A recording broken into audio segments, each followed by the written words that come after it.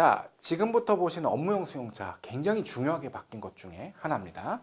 이번에 법인세, 소득세를 이제 설명하면서 이 부분이 정말 중요하게 바뀌지 않았나 이렇게 생각하는데 우리가 기존에는요 운행기록부가 없어도 전액 비용 처리가 인정되는 금액이 1,000만 원이었어요. 자, 근데 이게 기준 금액이 1,500만 원으로 올라갑니다. 그래서 여기에는 이제 감가상각비라든지 그다음에 유류대라든지 뭐 그 밖에 수선비, 자동차세 등등을 다 합친 금액이 1,500이 안 된다라고 하면은 그 운행기록부 작성을 안 해도 그냥 전액 다 비용 처리가 되겠죠.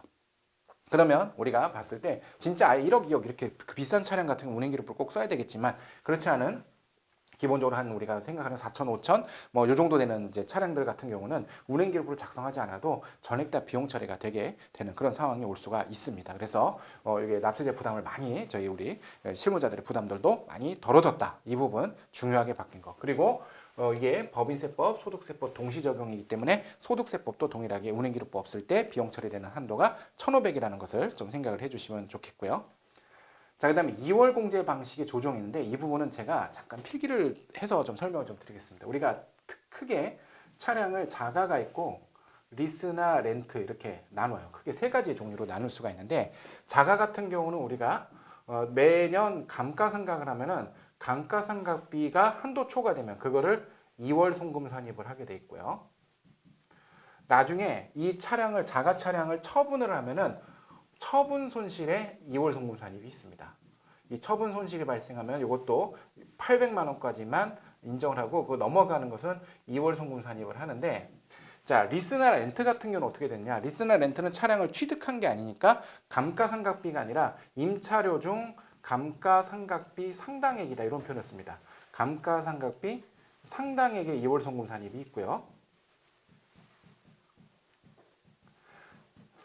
처분 손실은 없죠. 취득한 적이 없으니까. 자, 근데 여기서 뭐가 바뀌게 되냐면은 기존에는 이 처분 손실의 2월 송금 산입을 처분한 뒤로 너무 오랫동안 2월 송금 산입을 하면 힘들까봐 10년이 되는 날에 처분한 날로부터 10년이 되는 날에 모두 송금 산입하는 이제 규정이 있었고요.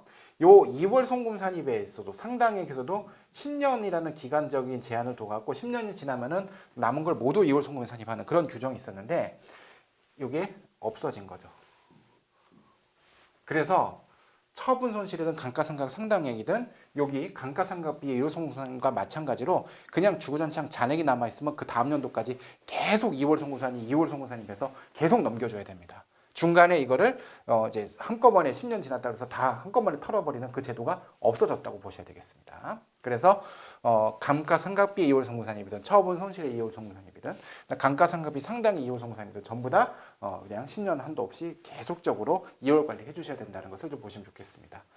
그래서 기존에는 임차 종료 10년 후에 잔액 전부 2월 송금 산입했는데 이 부분이 없어진 거 하나 좀 보시면 좋겠고요. 마찬가지로 처분 손실도 원래 처분 후 10년이 지나면 전부 송금 산입해 주던데 이 규정이 없어졌다 이렇게 이해를 해 주시면 좋겠습니다. 그래서 업무용 승용차 관련해서 중요하게 바뀐 점 살펴보시면 되겠고요.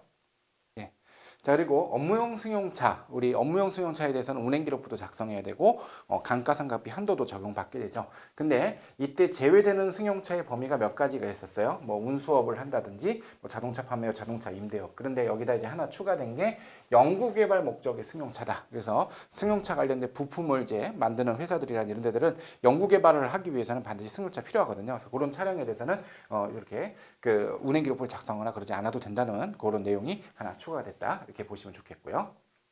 자, 그리고 두 번째는 수입 배당 입금불산입인데요. 입금불산입 비율 여기는 요 개정된 부분에 요 표만 한번 잠깐 참고하시면 되겠습니다. 종전에는 입금불산입률을 이제 100% 할 거냐, 50%할 거냐, 30%냐 할 거냐를 적용할 때 여기 초과 이하 이렇게 돼 있었는데 요거를 이상 미만으로 바꿨습니다. 이 표가 여기서도 좀 변경이 되고요. 이건 이제 일반 법인의 이제 이제 입금불산입률이고 그다음에 지주회사 입금불산입률도 똑같이 이상 이렇게 미만 이렇게 바뀌었다는 것까지 참고만 해서 실무 적용에 유의하시면 되시겠습니다.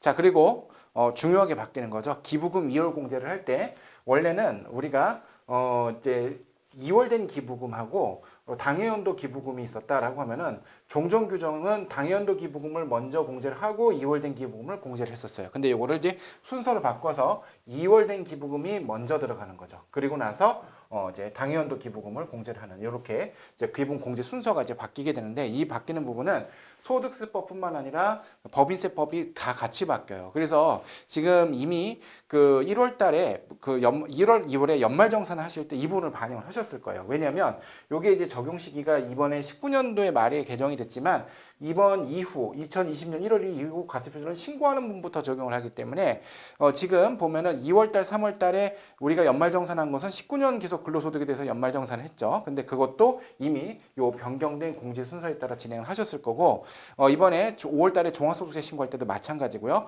3월에 법인세 신고할 때도 마찬가지로 2월 결손 공제 순서가 바뀌는 부분에 대해서 이제 그 인지를 하시고 세무 조정을 하셔야 됩니다. 자, 그러면 어떤 일이 생기느냐? 이 기부금 공제를 할 때 이게 순서가 바뀌게 되면요. 서식이 달라져야 돼요. 기부금 조정 명세서는 서식이. 그래서 지금 현재 기부금 조정 명세서가 개정이 되었고요. 그 서식에서 작성하는 부분을 보면은 이렇게 순서가 바뀐 부분에 대해서 세무 조정하는 부분이 반영이 된 개정 서식이 나와 있습니다. 근데 이 개정 서식에 대한 강의를 보고 싶으신 분들은 저의 개인 유튜브에 와서 보시면은 이 개정 서식에 대한 작성 사례를 설명하는 그런 서식 작성 해설 강의가 있습니다. 그래서 그 이제 유튜브 계정에서 저의 이름 김태원 세무사를 검색해서 들어오시면은 기부금 조정 명세서라고 하는 그 강의가 있는데 그 기부금 조정 명세서 강의가 방금 이번 바로 법인세 신고 때 반영되는 요 부분을 이제 반영한 그 개정 서식 해설 사례니까 그걸 좀 참고해 주시기로 하시고요. 그다음 이번에 이 접대비 한도 상향되는 거 이거 굉장히 중요하죠. 기존에 중소기업의 우리 접대비 한도가 보면 기본 한도가 한동안 굉장히 오랫동안 1,800을 쓰다가 몇 년 전에 한시적으로 2,400을 올려줬는데 이 2,400이 이번에 3,600까지 올라갑니다. 중소기업 아닌 경우 1,200은 그대로 있고요. 그리고 이 기본 한도에다가 수익금액별 즉 매출액 곱하기 비율을 이제 곱하게 되는데 이 비율도 올라가게 돼요. 조금씩. 자, 그러면 한번 비교를 한번 해보겠습니다. 중소기업이고 그리고 매출액이 이제 100억이다라고 하면은 종전 규정에 따르면은 2,400만 원 하고요.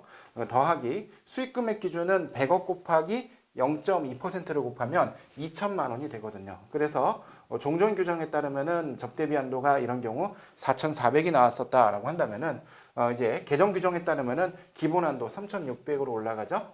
그리고 이제 100억까지는 0.2%에서 0.3%로 올라가기 때문에 3천만 원이 적용이 돼서 6,600만 원으로 이렇게 접대비 한도가 올라가는 거를 이제 시뮬레이션에서 잠깐 살펴봤는데 접대비 한도가 중소기업의 접대비 한도 올라가고 요거는 2020년 1월 1일 이후 게시하는 거니까 내년도 법인 결산에 반영을 잘 하시면 되시겠습니다. 요거는 법인세법뿐만 아니라 소득세법도 같이 개정됐기 때문에 개인사업자에게도 적용된다 이렇게 알고 계시면 좋겠습니다. 그다음에 정규증명서로 미수치 우리가 3만 원이 초과되면은 반드시 신용카드, 현금영수증, 세금계산서, 계산서와 같은 증명서류 이걸 정규증명서류라고 하는데 이 정규증명서를 반드시 받아야 되죠. 근데 이 정규증명서류를 안 받으면은 미수치 금액이 2% 가산세 이렇게 돼 있었어요. 근데 이제 어떤 상황이 좀 생길 수가 있냐면 예를 들어서 간이영수증이에요. 김밥 천국이다 이런 데서 나오는 이런 간이영수증을 1,000만 원을 받은 거예요. 그럼 1,000만 원을 받았을 때 이거는 지금 간이영수증으로 받으면 안 되는데 받았으니까 원래는 어떻게 돼? 2% 가산세가 나와야 되죠. 그런데 만약에 세무조사 결과 확인해 봤더니 이게 실제 200만 원은 실제 금액이 거래가 맞고요. 거래가 인정이 됐는데 나머지 800은 과다하게 허위로 수취했다. 이렇게 되면은 이 800만 원 같은 경우는 가산세가 나오는 게 아니라 그냥 얘는 손금불산입하고 증명서류 없는 비용 같은 경우는 대부분은 상여 등 사회 유출로 처분하게 돼 있어요. 자, 그러면은 이때 2% 가산세를 부과해야 되는 금액은 얼마냐 이거를 좀 생각해 봐야 돼요. 만약에 허위 가공경비, 허위나 이제 가공경비로 봐갖고 아예 이렇게 송금 불산입돼 버린 이 부분에 대해서도 2% 가산세가 또 들어가면은 때린데 또 때리는 그런 경우가 될 수 있어요. 그래서 지금 종전에는 이게 좀 명확하지 않게 법정으로 돼 있었는데 여기에 대해서만 2% 가산세를 불친다라는 거죠. 그래서 미수치 등 금액 중에서 송금 필요경비로 인정되는 금액만 2%로 가산세를 하는데 그러면은 이제 필요경비로 인정되지 않은 거 여기에 인정되지 않은 건 어떻게 되느냐? 그거는 전액 송금 불산입이나 필요경비 불산입이 돼서 가공 허위 경비로 이렇게 들어가니까 이미 더 큰 불이익을 받기 때문에 가산세는 부과 안 한다 이런 컨셉으로 이해를 좀 하시면 좋겠습니다. 자, 그다음에 중소 중견기업이 해외 주재원에게 지급한 인건비다라고 돼 있어요. 근데 이거를 잠깐 좀 생각해 보시면 이 요건이 우리나라 법인이 있어요. 근데 100% 해외 출장한 자회사가 있습니다. 그러면 우리가 법인격 자체로 보면은 해외 그 출자한 100% 자회사는 우리랑은 별개 회사겠죠. 그런데 그 100% 자회사는 법인격은 별도이지만 사실상 우리 회사가 그 회사를 다 컨트롤한다고 봐야 돼요. 우리가 그러다 보니까 이제 100% 자회사 완전 자회사니까 뭐 여러 가지 연결 회계를 하든지 지분법이라는 이런 것들이 필요한 건데 문제는 세법상으로는 그 100% 자회사에서 그 업무를 하기 위해서 지금 우리나라에 있는 우리 회사 직원이 나가서 일을 한다라고 하면은 그 사람의 급여를 좀 지급하는 경우가 있었는데 이게 종전 규정에 보면 송금불산입을 했었어요. 그러다 보니까 이게 세무조사 때 굉장히 단골 주제였어요. 그래서 제가 작년에 진행했던 세무조사도 보면 해외 자회사 있다 그러면 바로 먼저 달라고 하는 게 주재원 급여를 달라 그래요. 그래서 주재원 급여 내용을 다 보면서 이 사람들의 급여를 지급하는 게 맞지 않다라고 생각하면 그걸 송금불산입하는 게 이게 세무조사 단골 주제였는데 사실상 중소기업의 여건이나 이런 것들을 감안해 본다면 100% 자회사의 업무를 보는 사람들은 우리 회사가 급여를 지급할 수도 있는 거거든요. 그래서 그런 것들을 감안을 해서 자, 몇 가지 요건이 있습니다. 100% 출자한 법인이고요. 그 파견원에게 지급한 인건비가 손금으로 인정이 되는 건데 그때는요. 내국 법인 및 해외 법인이 해당 주재원에 대한 지급한 인건비 총액의 50% 미만으로 지급한 경우만 한정이 된다는 거죠. 예를 들어서 우리가 직원 한 명을 파견을 했어요. 그 사람이 해외 현지 법인 업무를 봐요. 그랬을 때 이 사람이 국내에서 한 4천을 받고 그 해외 현지 법인에서 일을 보니까 그 현지 법인에서 급여를 6천 받아요. 그러면 50% 이하니까 이때는 송금 인정이 되겠죠. 근데 이게 뒤집어지면은 또 송금불상이 될 수 있으니까 송금상의 규정 제외되는 거. 요게 저도 세무조사 현장에서 이런 일들이 많이 일어날 때마다 좀 불합리하다 이런 생각을 했었는데 좀 잘 바뀌지 않았나 이런 생각이 좀 듭니다. 자, 그다음에 요거는 이제 그 적용 시기 한번 보시면 좋겠고 그다음에 대손금의 송금 산입 범위 확대 굉장히 중요합니다. 여기서부터 나오는 것들 몇 가지를 좀 잘 살펴볼 텐데, 자, 먼저 종전 규정에 보면은 6개월 이상 경과한 채권 중 20만 원 이하의 소액 채권은 이 사람이 소멸시효가 완성됐는지 어땠는지 대손 사유가 뭔지 이런 것들을 다 확인하기 위해서 서류를 구비하면 그 서류 구비하는 비용이 더 들어요. 그래서 20만 원 이하의 소액 채권은 따로 어떤 그런 이제 증명 서류가 없어도 그냥 즉시 대손금으로 대손상각비 처리를 인정해 주는데 그 기준 금액이 30만 원 올라갔고요.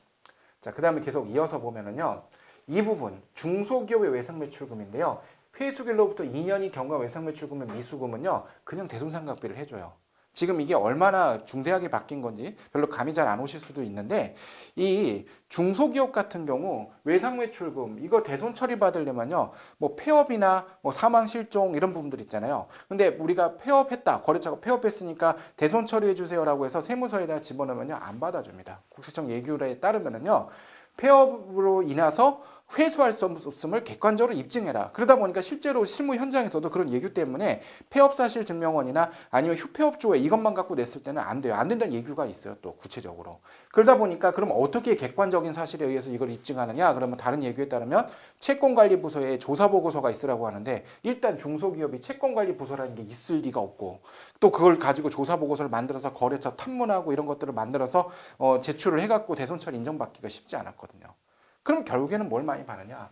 소멸시효 완성인데 이 소멸시효 완성을 보려면 기본적으로는 3년 내지는 5년이고요. 업종에 따라서 좀 다르지만 그 소멸시효 3년, 5년은 중간에 또 소멸시효 중단 사유를 검토하기 때문에 소멸시효가 중단되면은 권리 행사로 보는 경우 다시 하루부터 다시 카운트하니까 실제로 3년, 5년 안에 끝나는 경우는 없어요. 더 지나요. 7년, 8년 이렇게 지나는데 이렇게 늦게 대손 처리를 받게 되면은 잘 잊어먹게 되고 받을 수도 없게 되고 소멸시효가 완성된지도 모르고 지나가는 경우가 너무 많아서 2년 굉장히 짧습니다. 2년 안에 경과가 돼버렸다라고 하면은 이걸 그냥 아무런 사유 없이도 대손 처리할 수 있는 요게 생겼는데 근데 이걸 악용하면은 특수관계자 간의 매출을 세금에서 끊고 돈 못 받았다고 대손 처리하고 이런 경우가 생길 수 있기 때문에 특수관계인 거래는 또 제외시킵니다. 그래서 요 부분 2020년 1월 1일 이후 이제 개시하는 3년도부터 적용하는 요 제도 잘 활용을 하시면 이제 채권 채무 중에서 정리되지 않는 것들 대손 처리할 수 있는 기회가 상당히 많이 폭이 넓어졌다. 저는 이렇게 좀 평가하고 설명을 드리고 싶고요. 그 다음에 이제 소액 수선비에 대한 감가상각비인데요. 원래 우리가 수선비면 이게 자본적 지출인지 수익적 지출인지를 구분을 해줘야 됩니다. 그래서 자본적 지출이면은 자산의 취득가액을 집어넣어서 감가상각을 해주고 수익적 지출이면은 그냥 수선비에서 단기 비용을 처리해도 되는데 자본적 지출에 한다 하더라도 만약에 금액이 300만 원 미만이면은 300만 원 미만 되는 금액 때문에 그 수선비를 취득가액 올려서 감가상각 그 계산 구조를 다 바꾸게 되면은 너무 번거로울 수 있으니까 즉시 비용 처리하는 거예요. 이제 즉시상각 의제라고 하는데 이 즉시상각 의제 규정이 있었어요. 근데 이 부분을 이제 그 세월이 좀 지났으니까 물가도 많이 올랐죠. 그래서 소액수선비 기준 금액을 600만 원으로 올려줬다. 이런 부분까지 생각을 해보시면 좋겠습니다. 자, 이어서 즉시상각 의제 계속되는 내용인데요. 기존에는 100만 원 이하면은 즉시 상각 의제 그냥 바로 비용 처리해도 다 인정을 해줬어요. 그러다 보니까 저희가 실제 결산하면서 취득 금액이 100만 원 이하인 자산 그냥 비용 처리를 하고 그랬었죠. 그런데 우리가 100만 원이 넘어도 어떤 자산의 종류별로 100만 원 넘는 자산도 한 방에 비용 처리할 수 있는 그런 자산의 목록들이 이제 열거가 돼 있는데 그 중에 금형이 이제 포함되어 있었는데 이게 금형이 이제 제외된다. 제외되는 걸로 좀 생각을 해주시면 좋겠습니다. 그래서 우리가 어떤 이제 그 플라스틱이나 아니면은 이제 그 여러 가지 이제 금형에다가 틀에다가 부어가지고 여기서 이제 어떤 그 제품을 제조할 때 사용하는 이런 금형 같은 경우는 이제 즉시상각 적용 범위 대상 자산에서 제외되기 때문에 앞으로는 감가상각을 해야 될 것으로 생각이 됩니다. 이제 감가상각을 적용을 하게 되어 있고요. 자, 그 다음에 이 수익사업소득금액에서 50%를 적용을 하는데 이제 어떤 상황이 생길 수가 있냐면 이 비영리 법인이 횡령이나 여러 가지 이제 부정을 저질렀어요. 매출 누락이나 횡령이나 이런 것을 저질러서 세무조사 결과 입금산입 이렇게 됐어요. 입금산입 상여나 기타 이런 게 처분이 돼서 이제 세무조사 결과가 나와서 입금산입하면 법인세가 더 많이 나오게 됐죠. 근데 문제는 뭐냐면 입금 산입했을 때 이 수익 금액이 올라가면은 고유목적 사업 준비금의 한도도 올라가다 보니까 그럼 어떻게 돼요? 입금 산입했지만 세금을 추징했지만 다시 절반은 다시 감면을 해주는 그런 이제 이상한 결과가 이제 도출이 됐었던 거죠. 그래서 이번에 개정된 거는 이런 그 부정 행위로 인해 갖고 입금 산입한 부분은 고유목적 사업 준비금 설정 대상에서 제외시키도록 한 것이다 이렇게 보시면 좋겠습니다. 그래서 자 경정으로 증가된 소득 금액 중 경정이라고는 말이 나오면 우리가 세무조사랑 같은 뜻으로 읽으면 되겠죠. 세무조사로 증가된 소득 금액 중 특수관계인에게 상여 및 기타로 처분된 소득 금액이 있으면은 요거를 빼내요. 덜어내니까 이 부분에 대해서는 고유목적 사업 준비금을 설정할 수 없는 거죠. 기존에는 이런 규정이 없다 보니까 여기에도 50%를 고유목적 사업 준비금을 설정을 해갖고 감면이 이루어지는 사실상 세금 감면이 이루어지는 그런 문제가 있었는데 이 부분을 제외시켰다는 것을 살펴보시면 좋겠습니다.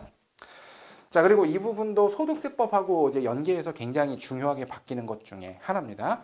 자, 우리가 직원에게 그 자금을 빌려주면은 전부 다 가지급금이 돼요. 왜냐면 종업원도 특수관계인의 범위에 해당되고 특수관계인에게 자금을 빌려주면은 이게 업무무관 가지급금이 되는 거였는데 그러면 인정이자도 계산을 했었어야지 돼요. 그런데 이번에 개정된 게 중소기업이고요. 직원에 대한 주택 구입에 필요한 전세 자금을 더했다라고 하면은 요건 가지급금에서 제외시킵니다. 제외시키기 때문에 인정상여도 계산할 필요가 없고요.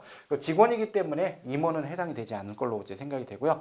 예, 이 부분이 가지급금의 범위에서 제외가 되면은 회사 입장에서는 이제 그 복리후생 목적으로 직원들에게 주택 구입 관련된 대금을 빌려주는 거를 이제 세금 부담 없이 할 수 있는 그런 내용까지도 이제 살펴볼 수 있겠습니다.